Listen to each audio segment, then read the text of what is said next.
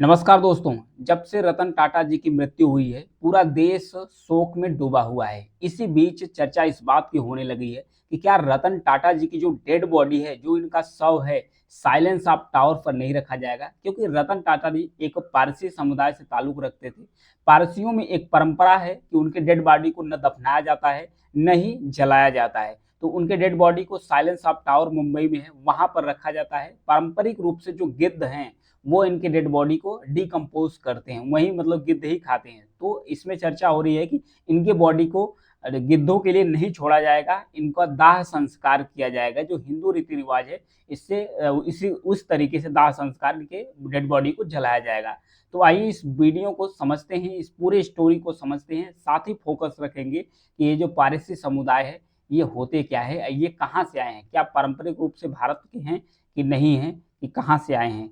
तो इससे पहले समझते हैं कि जो उनके डेड बॉडी है प्रेयर हॉल में रखा गया है, वहां पर अंतिम दर्शन के लिए सब लोग इकट्ठा हो रहे हैं, उनका दर्शन कर रहे हैं। दर्शन करने के बाद प्रेयर हॉल ही में वहां पारसी रीति से गेह सारनू पढ़ा जाएगा। गेह सारनू पढ़ा जाएगा। वहां पर रतन टाटा के जो पार्थिव शरीर है उस पर मुंह पर एक कपड़े का टुकड़ा रख दिया जाता है, उसे अहना वेती कहते हैं। जो कपड़ा रख दिया जाता है मुंह पर ऐसे, उसे अहना वेती कहते हैं।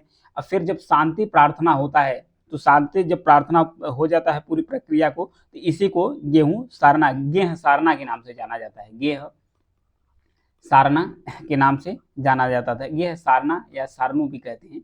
इससे रीति रिवाज से उनको किया जाता है। तो आज इस वीडियो में समझते हैं कि जो साइलेंस ऑफ टावर है, इसके पीछे की कहानी क्या है, साइलेंस ऑफ टावर क्यों बनाया गया, ये जो गिद्ध हैं, गिद्धों के लिए जो पारसी का डेड बॉडी है क्यों रखा जाता है, और फिर उसके बाद ये पारसी आए कहाँ से, इनका जो धर्म है ये कहाँ से है। इससे पीछे मैप में चलते हैं, बैकग्राउंड में। ये है यहाँ पर देखिए ईरान। ईरान को पहले पर्सिया के नाम से जाना जाता था। ईरान को पहले पर्सिया के नाम से जाना जाता था। ये पूरा इंडिया का मैप है। फिर उसके बाद पर्सिया में हुआ क्या था, 7वीं सदी की बात है, 7वीं सदी की बात है। ये चलते हैं ओरिजिनल मैप की तरफ चलते हैं। पर्सिया को ईरान कहा जाता था, अब ईरान वाले पोजीशन पर आ जाते हैं। ये है ईरान, इसे पहले पर्सिया कहा जाता था। 7वीं सदी की बात है। तो वहां पर सासनी साम्राज्य का शासन हुआ करता था। जेरोस्ट्रानिज्म वहां का राजा राज्य का धर्म था। ईरान का जो अंतिम बादशाह था, जिसका नाम था याजते गार्द, वो अरबों को 641 ईस्वी में नेहावंद की जंग में हरा दिया था। जो वहां के अरब रहने वाले थे, नेहावंद की जंग में उसे हरा दिया था। अरबों के अत्याचार से बचने के लिए पारसी वहां से भागना शुरू कर दिए। जो वहां के अरब थे, उसके अत्याचार से बचने के लिए पारसी वहां से भागना शुरू कर दिए। कुछ लोग खुरासान की जो पहाड़ी है ईरान के अंदर, वहां छुप गए, लेकिन वहां भी उनके ऊपर अत्याचार किया गया। जब वहां भी अत्याचार किया गया, तो जो पारसी समुदाय थे 3 नाव में इकट्ठा हुए। 3 नाव में इकट्ठा होने के बाद वो सीधा रुख कर दिए, अरब सागर से होते हुए सीधा रुख कर दिए भारत की तरफ। भारत के तट पर पहुंचे, ये गुजरात के तट पर, ये गुजरात है, गुजरात के तट पर पहुंचे। तो जो गुजरात के वहां पर शासक थे, गुजरात के जो वहां पर राजा रहते थे, जिनका नाम था राजा जाधव राणा, उन्होंने कुछ शर्तों के साथ पारसियों को यहाँ रहने की इजाजत दे दी। जहां पारसियों ने संजान नाम का एक छोटा सा नगर बसाया। क्योंकि जब गुजरात के राजा बोले कि हमारे यहाँ जगह नहीं है आपको रखने के लिए पारसियों को, तो पारसी बोले कि आप एक गिलास वाटर ले लीजिए, और एक गिलास वाटर में आप कुछ पत्थर या कंकड़ डालिए। जब पत्थर कंकड़ जब इस गिलास पानी में डालते हैं, तो वो उसी में समा जाता है। या फिर कहते हैं पानी में चीनी डालते हैं, तो वो जिस तरीके से चीनी घुलकर उसमें समा जाता है, गिलास के बाहर नहीं जाता है। तो उसी प्रकार पारसियों ने कहा कि हम भी आपके साथ इस तरीके से घुल मिल जाएंगे कि आपको पता नहीं होगा, आपको एहसास नहीं होगा। तब जो गुजरात के राजा हैं, पारसियों को इजिली एक्सेस दे दिया गुजरात के अंदर। तभी वहां पर पारसियों ने एक संजान नाम से एक नगर ही बसा लिया, वहीं पर रहना शुरू कर दिया। पारसी समुदाय आगे चलकर भारत के सबसे पढ़े लिखे और सबसे अमीर समूह बन गया। दुनिया में पारसियों की अगर आबादी की बात किया जाए, तो करीब 1.5 से 2 लाख पारसियों की आबादी है। 1.5 से, पूरे विश्व में, पूरी दुनिया में मिलाकर पारसियों की आबादी 1.5 से 2 लाख है। अकेले के जो पारसी समुदाय हैं 60 से 70 हजार पारसी समुदाय सिर्फ इंडिया में रहते हैं। इतना इंडिया में रहते हैं। इसमें 60 से 70 हजार में भी जो 40-45 हजार पारसी हैं, 40 से 45 हजार जो पारसी है, केवल और केवल मुंबई में रहते हैं, महाराष्ट्र के अंदर रहते हैं। 40 से 45 हजार पारसी महाराष्ट्र में, यानी सबसे ज्यादा पारसियों की संख्या भारत में है। और उससे भी ज्यादा भारत के अंदर एक प्रदेश में, महाराष्ट्र के अंदर मुंबई है, मुंबई में रहते हैं। इतना ज़्यादा यहाँ पर पारसियों की आबादी है। फिर 1940 के दशक में भारत ने पारसियों की आबादी पारसियों की आबादी थी 1940 के दशक में लगभग 1 लाख थी। 1 लाख से धीरे धीरे घटना शुरू कर दिए और जब 2011 की जनगणना हुई थी, 2011 की जनगणना में इनकी संख्या घटकर मात्र 60,000 हो गई। 60,000 इनकी संख्या घटकर हो गई। तो अभी अनुमान यह भी लगाया जा रहा है कि आने वाले 2050 तक इनकी आबादी और भी कम हो जाएगी, लगभग 40,000 तक रह जाएगी इनकी आबादी। पारसी समुदाय के चमकते सितारों में उद्योगपति हैं, टाटा समूह से लेकर रॉक स्टार फ्रेडी मर्करी हैं। भारत के स्वतंत्रता संग्राम में भी बढ़ चढ़ कर हिस्सा लेने वाले जो फिरोज शाह मेहता थे, दादा भाई नौरोजी थे, वीकाजी कामा थी। ये जो स्वतंत्रता संग्रामी थे, स्वतंत्रता सेनानी थे, ये भी जो पारसी समुदाय से ताल्लुक रखते थे, जो भारत की आज़ादी में इनका भी एक विशेष प्रकार का योगदान रहा है। अब पारसियों की जो अंतिम संस्कार है उसका जो पारंपरिक तरीका है ये है क्या, एक नज़र उस पर डाल लेते हैं कि इनका जो पारंपरिक तरीका है ये है क्या। तो पारंपरिक तरीका ये है इन लोगों का, जो पारसियों का, इसमें किया क्या जाता है, जैसे कि पारसियों अंतिम संस्कार की 3,000 साल पुरानी परंपरा है।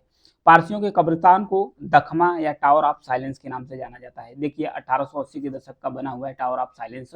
इसके ऊपर डेड बॉडी को रख दिया जाता है, डेड बॉडी को इसके ऊपर रख दिया जाता है।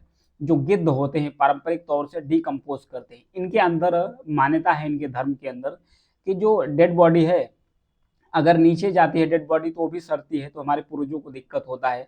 फिर उसके बाद कहते हैं जलाते हैं तो भी इन्वायरमेंट पोल्यूटेड होता है। फिर उसके बाद इन्हें रख दिया जाए तो पारंपरिक रूप से जो गिद्ध है वो सफाई कर देंगे, क्योंकि गिद्धों को भी सफाई कर्मचारी के नाम से जाना जाता है। फिर उसके बाद ये टावर ऑफ साइलेंस, उसी समय टावर ऑफ साइलेंस एक गोलाकार मकान टाइप बना था, किनारे किनारे जो उसकी बारी थी ये मतलब ऊंचा कर दिया गया, इसी बीच में डेड बॉडी को रख दिया जाता है। ऐसे धीरे धीरे यहाँ पर जो गिद्ध होते हैं धीरे धीरे डिकम्पोज करना शुरू कर देते हैं। पारसियों की जो अंत्येष्टि है इस प्रक्रिया को जो दोख मेनाशिनी के नाम से जाना जाता है। इसमें जो शवों का जो आकाश में दफनाया जाता है, मतलब स्काई बरियल की व्यवस्था थी। फिर उस टावर को साइलेंस में खुला सूरज मांसाहारी पक्षियों के लिए छोड़ दिया जाता था। फिर उसके बाद अब सवाल उठता है कि क्या आज भी पारसियों का जो अंतिम संस्कार है ऐसे ही होता है, कि क्या उसमें कुछ बदलाव आए हैं। तो बात यह उठता है कि आमतौर पर जो पारसी समुदाय है अंतिम संस्कार के लिए टावर ऑफ साइलेंस में शव को खुले में छोड़ देते हैं, लेकिन गिद्ध जैसे मांसाहारी जो पक्षी है उसका मांस खा लेते हैं। लेकिन गिद्धों की जो आबादी है, जो गिद्ध हैं इनकी जो आबादी है, धीरे धीरे इनकी आबादी कम हो रही है। जब आबादी इनकी कम हो रही है तो जो पारसी समुदाय है उन्हें अब डर सताने लगा है कि कहीं हमारे जो पूर्वज हैं उनको अगर रख दिया जाए, कहीं अच्छे तरीके से उनके डेड बॉडी को डिकम्पोज नहीं किया गया, तब उसमें दिक्कत आ जाएगी। क्योंकि गिद्धों की प्रजातियों की जो आबादी है पिछले कुछ सालों में करीब 99% तक इनकी आबादी घट चुकी है। गिद्धों की आबादी घटने से मुंबई में रहने वाले कई पारसी अपने प्रियजनों की मौत के बाद शवों को सम्मान पूर्वक निपटारे से के लेकर चिंतित है कि सम्मान पूर्वक पता नहीं वही डेड बॉडी पड़ी रह गई, नहीं निपट पाई सही से। तो वो अब कुछ लोग करना क्या कर दिए हैं, कुछ लोग तो मतलब दाह संस्कार करना शुरू कर दिए हैं। फिर कुछ लोग तो अपना उसी तरीके से करते हैं, कुछ लोग दफनाना शुरू कर दिए हैं। अंग्रेजों के समय में भी पारसियों का जो जन्म मृत्यु और शादी का रिकॉर्ड है उसके रखने वाली एक मैगजीन है जिसका नाम है पर्सियाना। पर्सियाना में भी कहा गया था कि ये जो सिस्टम है साइलेंस ऑफ टावर उसका जिक्र किया गया है। 2018 में मुंबई में कुल 720 पारसियों की मौत हुई थी। इनमें से 647 का जो अंतिम संस्कार है ये दखमा से हुआ था, जबकि 11% करीब 73 जो पारसी थे उसको दफनाया गया था। हाल के वर्षों में पारसियों के बीच दखमा के बजाय वैकल्पिक तरीके के रूप में अंतिम संस्कार कराने का चलन बढ़ता चला जा रहा है। वहीं पर जो वर्ली प्रेयर हॉल है वो खुलने से मुंबई में पारसियों को दफनाने या दाह संस्कार करने के 6% अंतिम संस्कार होते थे, जबकि इसके खुलने के बाद ऐसे अंतिम संस्कार अब बढ़कर सिर्फ कितने हो गए हैं, करीब 15% हो गए। क्योंकि जब दाह संस्कार खुला गया तो उसमें प्रेयर हाल बनाया गया। क्योंकि जब जो पारंपरिक पारसी हैं उनके अंदर एक विरोध शुरू हो गया। विरोध इसलिए शुरू हो गया, जो लोग डेड बॉडी को जलाना शुरू करिए, दफनाना शुरू कर दिए, तो जो साइलेंस ऑफ टावर के बगल में बना हुआ है प्रेयर हाल, उसमें वो लोग कहे कि आप प्रेयर हाल में प्रार्थना कर ही नहीं सकते। फिर उसके बाद जब प्रार्थना कर ही नहीं सकते तो वो थे जेआरडी टाटा। जेआरडी टाटा थे, इनके भाई थे बीआरडी टाटा। बीआरडी टाटा इनका मृत्यु हुआ था, तो इनके मृत्यु के लिए इन्होंने किया क्या, इनके मृत्यु के लिए जो साइलेंस ऑफ टावर है वहाँ पर नहीं ले गए, वो उनका दाह संस्कार कहाँ पर कर दिए, बरियल व्यवस्था के तहत कर दिए। मतलब कि जला दिए, हिंदू रीति रिवाज से जो जलाया जाता है उसको जला दिए थे। फिर इनके प्रार्थना हाल के लिए वहाँ की जो म्यूनसिपल पार्टी थी, म्यूनसिपल कॉर्पोरेशन थी, वहां से मिलकर एक बगल में दाह संस्कार के बगल में एक हाल बना दिया गया। जब दाह संस्कार के बगल में एक हाल बना दिया गया तो यहीं पर देख सकते हैं प्रार्थना गृह के नाम से जाना जाता था। वहीं पर डेड बॉडी वहाँ प्रार्थना करते हैं, प्रार्थना करने के बाद डेड बॉडी को जला दिया जाता है। तो इस प्रकार से जो पारसियों का चलन है ये चलना शुरू कर दिया। अब उनके लिए 3 विकल्प खुल चुके हैं। 3 विकल्प कौन कौन से खुले हैं? एक तो पारंपरिक तरीके से जो साइलेंस ऑफ टावर है, साइलेंस ऑफ टावर है वहां पर ले जाएंगे, जो पारंपरिक रूप से गिद्ध खाकर डिकम्पोज करते हैं बॉडी को। दूसरा तरीका है कि दफना देते हैं, दफना देते हैं। अब तीसरा तरीका मिल गया है कि अब उसका दाह संस्कार होता है। दाह संस्कार मतलब कि बॉडी को जला दिया जाता है, हिंदू रीति रिवाज से जिस तरीके से जला जाता है वैसे जला दिया जाता है। अब बात यह हो रही है कि जो रतन टाटा हैं इनकी भी जो डेड बॉडी है इनको भी तीसरे तरीके से जो दाह संस्कार है उस तरीके से करना शुरू कर दिया है। तो ये था पारसियों के अंतिम संस्कार से जुड़ी जो परंपरा है कि ये किस तरीके से इसे शुरू किया गया था। अब बात चर्चा इस बात की हो रही है कि क्या जो रतन टाटा है वो इसी तरीके से उनका किया जाएगा। और एक कहानी और भी आती है, एक कहानी आती है इंदिरा गांधी की, जो भारत की महिला प्रधानमंत्री थी इंदिरा गांधी। इनके साथ क्या हुआ था, इनके पति जो थे ना, इनके हस्बैंड, उनका नाम भी था फिरोज गांधी, उनका नाम था फिरोज गांधी। वो भी एक पारसी समुदाय से रिलेशन रखते थे, वो भी एक पारसी समुदाय से ताल्लुक रखते थे। तो ये पहले ही कह दिए थे, जब फिरोज गांधी पहले ही कह दिए, इंदिरा गांधी से उनका शादी हुआ था, ये पहले ही कह दिए थे कि हमारी जो डेड बॉडी है उसको हिंदू रीति रिवाज से दाह संस्कार किया जाएगा, न कि पारसियों के, क्योंकि मरने के बाद जो गिद्ध नोचते हैं हमें ये पसंद नहीं है। तो ये भी जब मरे थे फिरोज गांधी तो इनका भी जो दाह संस्कार हुआ था वो मतलब हिंदू रीति रिवाज से हुआ था, पारंपरिक तौर से जलाया गया था। तो इसी को लेकर विवाद चल रहा था। अब धीरे धीरे पारसी समुदाय भी दाह संस्कार भी कर ले रहे हैं। इलेक्ट्रिक जो है ना वो सीधे जलाकर खाली कर देता है, कुछ ही मिनट के अंदर डेड बॉडी को जलाकर खाली कर देता है। तो दाह संस्कार भी अपना रहे हैं, कुछ लोग दफनाना भी शुरू कर दिए हैं, कुछ लोग पारंपरिक तरीके से, जो पारसियों का समुदाय है, जो परंपरा को अपने धर्म में लोग मानते हैं कि मतलब गिद्धों के लिए साइलेंस ऑफ टावर में रखा जाएगा, उस तरीकों को भी अपनाते थे। तो ये था रतन टाटा से जुड़ी कहानी और जो पारसी समुदाय है उससे जुड़ी कहानी कि पारसी समुदाय में ये प्रथा क्यों बनाई गई। उनका जो मान्यता है, जो धर्म में उनकी मान्यता है उसके अनुसार वो अपना क्रियाक्रम करते हैं। लेकिन अब मान्यताओं में, हर एक धर्म में मान्यताओं में धीरे धीरे सुधार होना शुरू कर दिया है, नए नए तरीका को लोग एडॉप्ट करना शुरू कर दिए। Thank you.